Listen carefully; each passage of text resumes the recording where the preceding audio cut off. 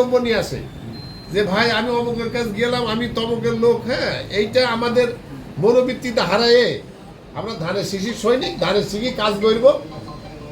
সব দলের লোকই আমাদের সঙ্গে সংযুক্ত হয়ে, কমপক্ষে ধানের শিশির লোকজন সংযুক্ত হয়ে আমাদের কাছে যাবে। কথাটা বোঝা গেল?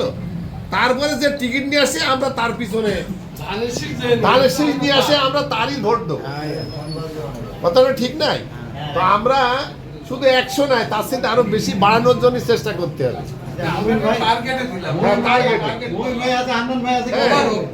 তারপরে আমাদের আরো আমরা যেখানে আইসি রাতের ভিতরে গ্রামগঞ্জে যেখানে আছে লোকেশন দিয়ে দিতে হবে। যার যে নিপানে লোক আছে সেমনি লোকেশন দিতে হবে যে কাল 9টার ভিতরে কি 10টার ভিতরে আমাদের ফিক্সড টাইমের ভিতরে অমুক জায়গায় পৌঁছাইতে হবে। শরৎগঞ্জে মালিক মোল্লার এই হাজি মোড়ে এখানে পৌঁছালি, এখান থেকে রানিং গেলাম, অথবা ফিল্ডেতে পৌঁছালি রানিং গেলাম, তাই না? এই মোটিভ নিয়ে আমাদের ঠিক লক্ষ্য নিয়ে আগাতে হবে। কিন্তু এর আগানোর এইটা কিন্তু আর পিছানো যাবে না।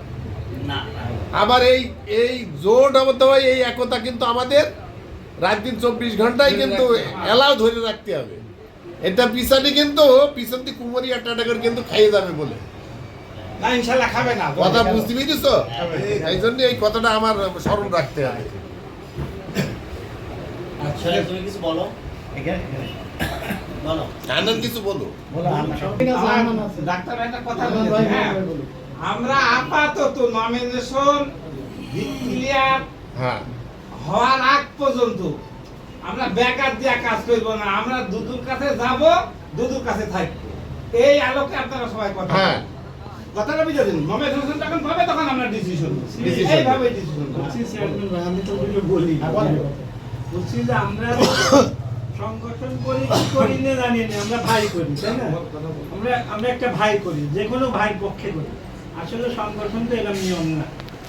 এখন দেখা যাচ্ছে যে আমি একটা লেবার নিলাম, লেবার সারাদিন কাজ করে করলে মাল সব আমার হয়ে যাবে। চুয়াডাঙ্গায় যার দায়িত্ব দিয়েছে সে হলো চুয়াডাঙ্গায় বিএনপির দায়িত্বে আছে। এখন কেন্দ্র বিএনপি যাকে দেবে সে মনোনয়ন পাবে, সে ভোট করবে। এখন বলেন আজকে সারাদিনই দেখছি যে ফেসবুকে অমুক ভাই না দিলে আমরা ভোট করবো না, অথবা অমুক ভাই তাহলে সংগঠন কি বলছে? সংগঠনের যে আমাদের যে 19 দফা, 19 দফায় কি বলছে? এরকম কোন সিস্টেম আছে যে অমুক ভাইকে দল করতে হবে? না না, কি অমুক ভাই দল করতে হবে এরকম তো আছে? অমুক ভাই এতদিন ছিল, হ্যাঁ, তার কারণ চাই না। যেমন সিনিয়র লিডার যারা আছে, যারা দেখবেন ছাত্র দল করে আছে অথবা যুব দল করছে, আমাদের রাশেদের মতো লোক, সাজিদের মতো লোক দেখছি ফেসবুকে পোস্ট দিচ্ছে, ওর ছাড়া বিকল্প নেই। তো আমি বলছি যে এটা সংগঠন কেন বুঝছে না যে একটা মানুষকে আমি দিলাম আমার জন্য চাষ করতে, সে অন্য লোকের চাষ জমি করছে, তাহলে সেটা দায়িত্ব কার? সংগঠনের না? সংগঠনে এটাই তো শিক্ষা নেই যে আমি কোনো ভাই স্লোগান দিতে পারবো না, কারণ আমি বিএনপি করি। হ্যাঁ, মনোনয়ন যা পাবে তাকে আমি ভোট করবো, আমরা বলছি তো। সে তো আর আমার চাচ্ছে না, সে তো বলছে না যে হ্যালো আমি মনোনয়ন পাই আমাকে ভোট দিতে হবে। তাহলে 9 মাইল এক যুব নেতা বললো যে আমার শরীফ ভাই যদি পাই, 9 মাইল আমি নাম বলছি, নাম মানে সবাই বলবে, সে বললো যে আমার যদি ভাই পাই শরীফ ভাই, তাহলে আমি কি করব? আমি 100 আমরা ভোট করে রাখেছি, কারণ লাগবে না। এরকম বক্তব্য যদি কেউ আমার সাথে দ্বিমত থাকে বলতে পারে, এরকম বক্তব্য সে দিয়েছে। এরকম যদি বক্তব্য দেয় তাহলে সংগঠনের দরকার কি? আর এত আমাদের স্থায়ী কমিটির দরকার কি? আর উপদেষ্টা মন্ডলীর দরকার কি? আর দলের দরকার কি? গঠন দলের দরকার কি? আর এখন 19 দফা কেউ জানেই না। এখন বলি না, ওই কথাটা এটা বললো যে ভাই ভাই কথাগুলো বলে, ভাই কোনো স্লোগান না। আমরা দলটা যারা দায়িত্ব আছে তারা স্বীকার করছে না যে দল শেষ, তারা স্বীকার করছে না। কারণ কালকে বুয়ালের বক্তব্য আমরা শুনেছি, তারা স্বীকার করছে না। আমরা দেখছি হয়তো বা আমরা চার দোকানে বসছি, বিভিন্ন জায়গায় বসছি, দেখছি যে 19 জন থাকলে আমি বাদে সবই উল্টো বলছে। ওই কারণে এখন কষ্ট লাগছে। কষ্টটা বুকের মধ্যে ধারণ করে আমরা আগামীকালকে এখন যার আত্মীয়-স্বজনের মোটরসাইকেল আছে রাত্রির মধ্যে চেষ্টা করতে হবে আমি ওইটা নেবো। দেখা যাচ্ছে যে আমরা যেটা টার্গেট করছি তাতে বেশি হয়ে গেছে।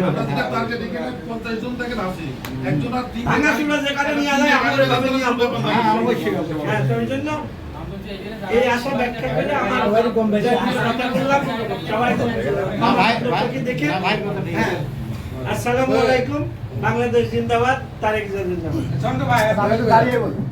না বসে এটা বসে বলো, বসে। দাঁড়িয়ে ইসলামের আমাদের প্রস্তুতি সমাবেশ আসলে আজকে ভালো লাগছে যে একটা বিষয় জেনে দেখে এবং জেনে যে আপনারা সবাই ঘোরাচ্ছিস তো?